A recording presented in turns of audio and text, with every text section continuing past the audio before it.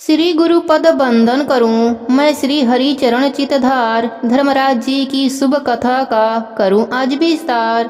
प्राणीन को फल देत हैं जो पाप पुण्य अनुसार, उनकी कथा अनूप्य शुभ मंगल हो परिवार।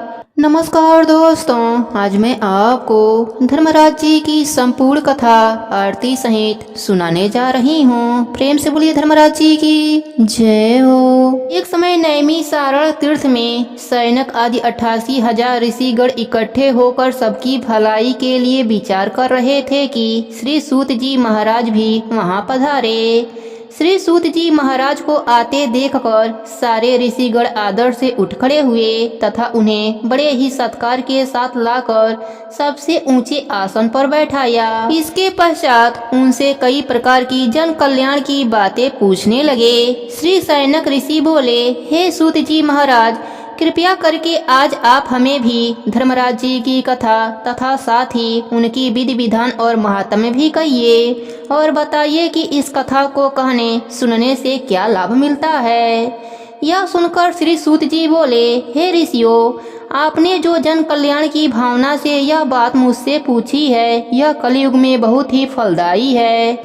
इसको संक्षेप में मैं आप सबसे कहता हूँ। हे ऋषियों, सतयुग के बीत जाने पर तथा त्रेता युग के प्रारंभ में महोदरपुर नाम का विशाल नगर था, जहाँ बब्रुवाहन नाम का एक राजा राज्य करता था। वह बड़ा ही दयालु, प्रजापालक, परोपकारी और गौ ब्राह्मण की सेवा करने वाला था। एक बार वह वन में आखेट करने गया तो उसने वहाँ एक ऐसा हिरण देखा जैसा पहले कभी भी देखने में न आया था। राजा ने ऐसे सुंदर मनोहारी मृग को मारना उचित नहीं समझा और बिना शिकार किए कुछ सोचते हुए वापस घर लौट पड़ा।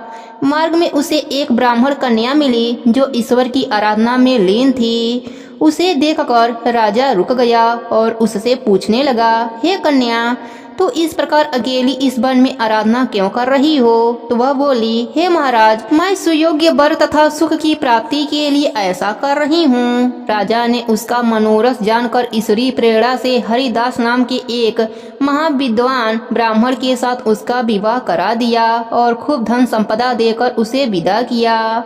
वह प्रिय कन्या गुणवंती ऐसे विद्वान पति को पाकर आनंद पूर्वक रहने लगी।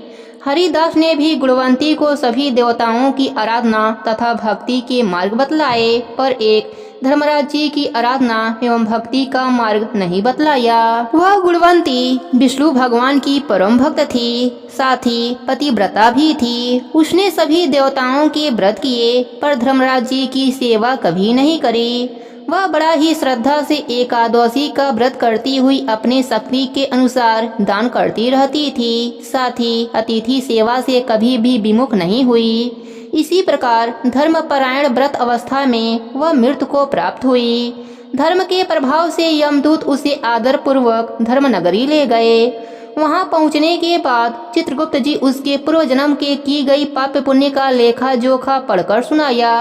धर्मराज जी गुणवंती के भक्ति और पतिव्रता देखकर प्रसन्न हुए, पर कुछ उदासी भी उनके मुखमंडल पर झलकती हुई गुणवंती को दिखाई दिया। धर्मराज जी को उदास देखकर गुणवंती ने निवेदन किया, हे प्रभु, कोई बुरा काम नहीं किया, फिर भी आप उदास क्यों हैं? इसका कारण बताइए। धर्मराज जी ने कहा, हे देवी, तुमने व्रत आदि से सब देवों को संतुष्ट किया, परंतु मेरे नाम से तुमने कुछ भी दान पुण्य नहीं किया। यह सुनकर गुणवंती ने कहा, हे प्रभु, मेरा अपराध क्षमा करें, मैं आपकी उपासना नहीं जानती थी। अब आप कृपा करके उपाय बताइए जिससे मनुष्य आपके प्रीति का पात्र बन सके। यदि मैं आपके भक्ति मार्ग को आपके मुख से श्रवण कर वापस मृत्युलोक में जा सकूं तो आपको संतुष्ट करने का उपाय करूंगी। धर्मराज जी ने कहा, सूर्य भगवान के उत्तरायण में जाते ही जो मकर संक्रांति आती है, उस दिन से मेरी पूजा शुरू करनी चाहिए। इस प्रकार एक वर्ष मेरी कथा सुने और मेरे पूजा करें, इसमें कभी भी नागा न करें। आपातकाल आने पर भी मेरे धर्म के 10 अंगों का पालन करते रहें। संतोष और क्षमा भाव रखना, नियम द्वारा मन को बस में करना, किसी के वस्तु को नहीं चुराना, मन से स्त्री और पुरुष से बचना, यानी मन की शुद्धि और शारीरिक शुद्धि, इंद्रियों को बस में रखना, बुद्धि की पवित्रता यानी मन में बुरे विचार न आने देना, पूजा पाठ तथा कथा श्रवण करते रहना, व्रत रखते रहना और उसके अनुसार दान पुण्य करते रहना, सत्य बोलना और क्रोध न करना, यह 10 धर्म के लक्षण हैं। और मेरी कथा को नियम से सदा सुनते रहें या पढ़ते रहें और यथाशक्ति दान पुण्य और परोपकार करते रहें। जब साल भर बाद फिर मकर संक्रांति आवे तब उद्यापन कर दें। सोने के या असमर्थ हो तो चांदी की मूर्ति बनवाकर किसी विद्वान ब्राह्मण के द्वारा पूजन हवन आदि करें। मूर्ति की प्राण प्रतिष्ठा करके पंचामृत से स्नान करा के खोडोपचार से उसकी पूजा करें। साथ में चित्रगुप्त जी की भी पूजा करें और सफेद काले तिलों के लड्डुओं का भोग लगाएं। उसके बाद ब्राह्मण को भोजन कराएं और बांस की छावड़ी में 5.25 सेर धान ज्वार किसी मंदिर में या ब्राह्मण को भेंट करें। स्वर्ग में चढ़ने के लिए सोने या चांदी की सीढ़ी धर्मराज जी के मंदिर में दान करें। इसी के साथ सुंदर बनी सैया, मुलायम गद्दा, रजाई और तकिया, इसके अलावा कंबल, पादुकाएं, लकड़ी या डंडा, लोटा, डोरी और 5 कपड़े भी धर्मराज के मंदिर में दान करें। अगर समर्थ हो तो चित्रगुप्त के नाम से काली या सफेद गाय धर्मराज के मंदिर में दान करें। गुणवंती ने धर्मराज जी से प्रार्थना करी, हे प्रभु, यदि ऐसी बात है तो यमदूतों से मुझे छुड़ाकर फिर संसार में भेज दीजिए, जिससे मैं आपके कथा का प्रचार कर सकूं। भगवान धर्मराज जी ने गुणवंती को भूलोक पर वापस जाने की अनुमति दे दी। उसी समय उसके मृत्यु शरीर में हलचल हुई और उसके पुत्र कहने लगे, हमारी माता जीवित हो गईं। उसके बाद गुणवंती ने अपने पति और पुत्र आदि को सारी बातें बताई जो धर्मराज जी ने मनुष्य के कल्याण के लिए कहा था।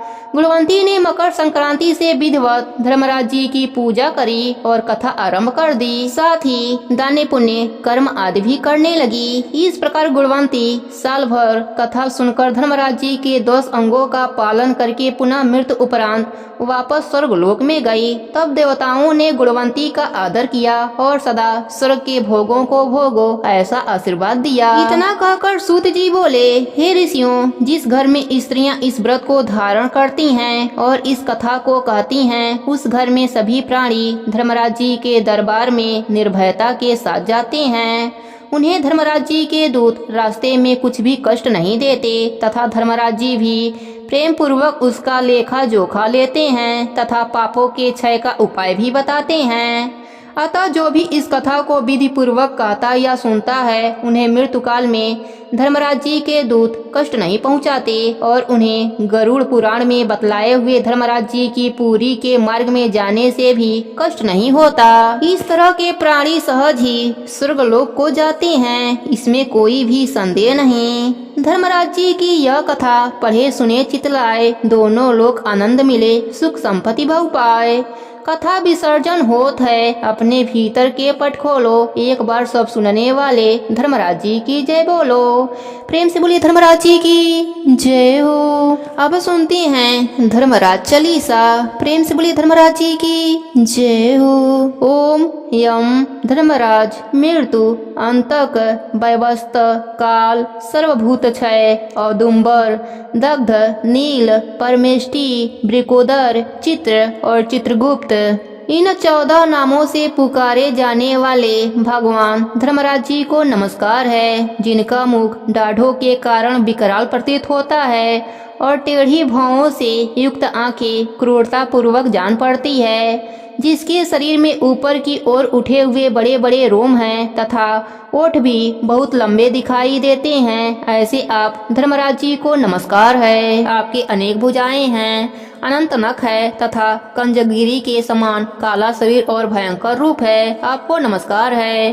भगवान, आपका भेष बड़ा भयानक है। आप पापियों को भय देते, कमल दंड से धमकाते और सब प्रकार के अस्त्र शस्त्र धारण करते हैं। बहुत बड़ा भैंसा आपका वाहन है। आपके नेत्र दहकते हुए अंगारों के समान जान पड़ते हैं। आप महान हैं। मेरु पर्वत के समान आपका विशाल रूप है। आप लाल माला और वस्त्र धारण करते हैं, आपको नमस्कार है। कल्पांत के मेघों की भांति जिनकी गंभीर गर्जना और प्रलयकालीन वायु के समान प्रचंड वेग है, जो समुद्र को पी जाते हैं, संपूर्ण जगत को ग्रास बना लेते, पर्वतों को भी चबा जाते और मुख से आग उगलते हैं, उन भगवान यमराज को नमस्कार है। भगवान अत्यंत घोर और अग्नि के समान तेजस्वी, काल रूप, मृत्यु तथा बहुत से रोग आपके पास सेवा में उपस्थित रहते हैं, आपको नमस्कार है। आप भयंकर मारी और अत्यंत भयंकर महामारी के साथ रहते हैं। पापियों के लिए आपका ऐसा ही स्वरूप है, आपको बारंबार नमस्कार है। वास्तव में तो आपका मुख खिले हुए कमल के समान प्रशंसा से पूर्ण है, आपके नेत्रों में करुणा भरी है, आप प्रीति स्वरूप हैं, आपको नमस्कार है। आपके केस अत्यंत कोमल हैं और नेत्र भवों की रेखा से सुशोभित है। मुख के ऊपर मूछें बड़ी सुंदर जान पड़ती है। पके हुए बिंब फल के समान लाल ओठ आपकी शोभा बढ़ाते हैं। आप दो भुजाओं से युक्त स्वर के समान क्रांतिवान और सदा प्रसन्न रहने वाले हैं, आपको नमस्कार है। आप सब प्रकार के आभूषणों से विभूषित रत्नमय सिंहासन पर विराजमान, श्वेत माला और श्वेत वस्त्र धारण करने वाले तथा श्वेत छत्र से सुशोभित हैं। आपके दोनों और दो दिव्य नाड़ियां खड़ी होकर हाथों से सुंदर चमन डुला रही हैं, आपको नमस्कार हैं। गले के रत्नमय हार से आप बड़े सुंदर जान पड़ते हैं। रत्नमय कुंडल आपके कानों की शोभा बढ़ाते हैं।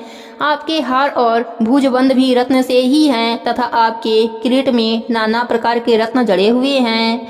आपकी कृपा दृष्टि सीमा का अतिक्रमण कर जाती हैं। आप मित्र भाव से सबको देखते हैं। सब प्रकार की संपत्तियां आपको समृद्धिशाली बनाती हैं। आप सौभाग्य के परम आश्रय हैं तथा धर्म और अधर्म के ज्ञान में निपुण सभासद आपकी उपासना करते हैं, आपको नमस्कार है। संयमनी पुरी की सभा में शुभ्र रूप वाले धर्म, शुभ लक्षण, सत्य, चंद्रमा के समान मनोहर रूपधारी सम, दूध के समान उज्ज्वल, दम्भ तथा वराश्रय जनित विशुद्ध आचार आपके पास मूर्तिमान होकर सेवा में उपस्थित रहते हैं, आपको नमस्कार है। आप साधुओं पर सदा स्नेह रखते, वाणी से उनमें प्राणों का संचार करते, वचनों से संतोष देते और गुणों से उन्हें सर्वस्व समर्पण करते हैं। सज्जन पुरुषों पर सदा संतुष्ट रहने वाले आप धर्मराज जी को बारंबार नमस्कार है, जो सबके काल होते हुए भी शुभ कर्म करने वाले पुरुषों पर कृपा करते हैं, जो पुण्यात्माओं के हितैषी, पुरुषार्थों के संगी, संयमनीय पुरी के स्वामी, धर्मात्मा तथा धर्म का अनुष्ठान करने वालों के प्रिय हैं, उन धर्मराज जी को नमस्कार है। जिसकी पीठ पर लटके हुए घंटों की ध्वनि से सारी दिशाएं गूंज उठती हैं तथा जो ऊंचे ऊंचे सिंहों और फूंकारों के कारण अत्यंत भीषण प्रतीत होता है, ऐसे महान भैंसे पर जो विराजमान रहते हैं तथा जिनकी 8 बड़ी बड़ी भुजाएं क्रमशः नाराज, शक्ति, मुसल, खड़ग, गदा, त्रिशूल, पास और अंकुश से सुशोभित हैं, उन भगवान धर्मराज जी को प्रणाम है। जो 14 सत्पुरुषों के साथ बैठकर जीवों के शुभाशुभ कर्मों का भली भांति विचार करते हैं, साक्षियों द्वारा अनुमोदन कराकर उन्हें दंड देते हैं तथा संपूर्ण विश्व को शांत रखते हैं, उन दक्षिण दिशा के स्वामी शांत स्वरूप धर्मराज जी को नमस्कार है। जो कल्याण स्वरूप, भयहारी, शौच, संतोष आदि नियमों से स्थित मनुष्य के नेत्रों को प्रिय लगने वाले सर्वणिक, शनैश्चर और वैशस्तु मनु, इन तीनों की माता के सौतेले पुत्र व्योमस्वान, सूर्यदेव के आत्मज तथा सदाचारी मनुष्यों को वर देने वाले हैं, उन भगवान धर्मराज जी को नमस्कार है। भगवंत, जब आपके दूत पापी जीवों को ढेढ़ा पूर्वक बांधकर आपके सामने उपस्थित करते हैं, तब आप उन्हें यह उपदेश देते हैं कि इन पापियों को अनेक घोर नरक में गिराकर छेड़ डालो, टुकड़े टुकड़े कर दो, जला दो, सुखा डालो, पीस दो। इस प्रकार की बातें कहते हुए यमुना जी के श्रेष्ठ भ्राता आप धर्मराज जी को मेरा प्रणाम है। जब आप अनंत रूप धारण करते हैं, उस समय आपके गोलाकार नेत्र किनारे किनारे से लाल दिखाई देते हैं। आप भीम रूप होकर भय प्रदान करते हैं। टेढ़ी भावों के कारण आपका मुख वक्र जान पड़ता है। आपके शरीर का रंग उस समय नीला हो जाता है तथा आप अपने निर्दयी दूतों के द्वारा शासोक्त नियमों का उल्लंघन करने वाले पापियों को खूब कड़ाई के साथ धमकाते हैं। आपको सर्वदा नमस्कार है। जिन्होंने पंच महायज्ञों का अनुष्ठान किया है तथा जो सदा ही अपने कर्मों के पालन में संलग्न रहते हैं, ऐसे लोगों को दूर से ही विमान पर आते देख आप दोनों हाथ जोड़े आगे उनका स्वागत करते हैं। आपके नेत्र कमल के समान विशाल हैं तथा आप माता सज्ञा के सुयोग्य पुत्र हैं। आपको मेरा प्रणाम है। जो संपूर्ण विश्व से उत्कृष्ट निर्मल विद्वान, जगत के पालन, ब्रह्मा विष्णु तथा शिव के प्रिय, सबके शुभाशुभ कर्म के उत्तम साक्षी तथा समस्त संसार को शरण देने वाले हैं, उन भगवान यम को नमस्कार है। प्रेम से बोलिए धर्मराज जी की जय हो। अब सुनते हैं धर्मराज जी महाराज की आरती। कर्पूरे गौरम करुणावतारम संसारे सारम भुजगेन्द्रहारम सदा वसंतम हृदयारविन्दे भवं भवानी सहितं नमामि। तमेव माता च पिता तमेव बन्धुश्च सखा तमेव विद्या द्रविणं तमेव सर्व मम देव। प्रेम से बोलिए धर्मराज जी की जय हो। धर्मराज करि सिद्धि काज, प्रभु मैं शरणागत हूँ तेरी। पड़ी नाव मझधारे भंवर में, पार कर दो ना मेरी। धर्मराज करि सिद्धि काज, प्रभु मैं शरणागत हूँ तेरी। पड़ी नाव मझधारे भंवर में, पार कर दो ना मेरी। धर्मलोक के तुम स्वामी श्री महाराज कहलाते हो। जो जो प्राणी कर्म करत है, तुम सब लिखते जाते हो। अंत समय में सबही को तुम दूत भेज बुलाते हो। पापे पुण्य का सारा लेखा उनको बाँच सुनाते हो। भुगताते हो प्राणन को तुम 184 की फेरी। धर्मराज करि सिद्ध काज, प्रभु मैं शरणागत हूँ तेरी। पड़ी नाव मझधारे भंवर में, पार कर दो ना मेरी। धर्मराज करि सिद्ध काज, प्रभु मैं शरणागत हूँ तेरी। पड़ी नाव मझधारे भंवर में, पार कर दो ना मेरी। चित्रगुप्त है लेखन तुम्हारे, फुर्ती से लिखने वाले। अलग अलग से सब जीवों का लेखा जोखा लेने वाले। पापी जन को पकड़ बुलाते, नरकों में ढाने वाले। बुरे काम करने वालों को खूब सजा देने वाले।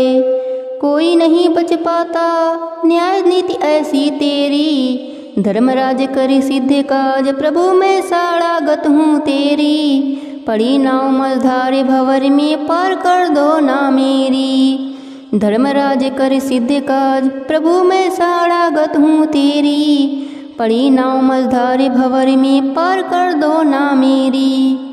दूत भयंकर तेरे स्वामी बड़े बड़े डर जाते हैं। पापी जन तो तुम्हें देखते ही भय से थर्राते हैं। बांध गले में रस्सी वे पापी जन को ले जाते हैं। चाबुक मार लाते, जरा रहम नहीं मन में लाते हैं। नरक कुंड भुगताते, उनको नहीं मिलती जिसमें सेरी। धर्मराज करि सिद्ध काज, प्रभु मैं शरणागत हूँ तेरी। पड़ी नाव मझधारे भंवर में, पार कर दो ना मेरी।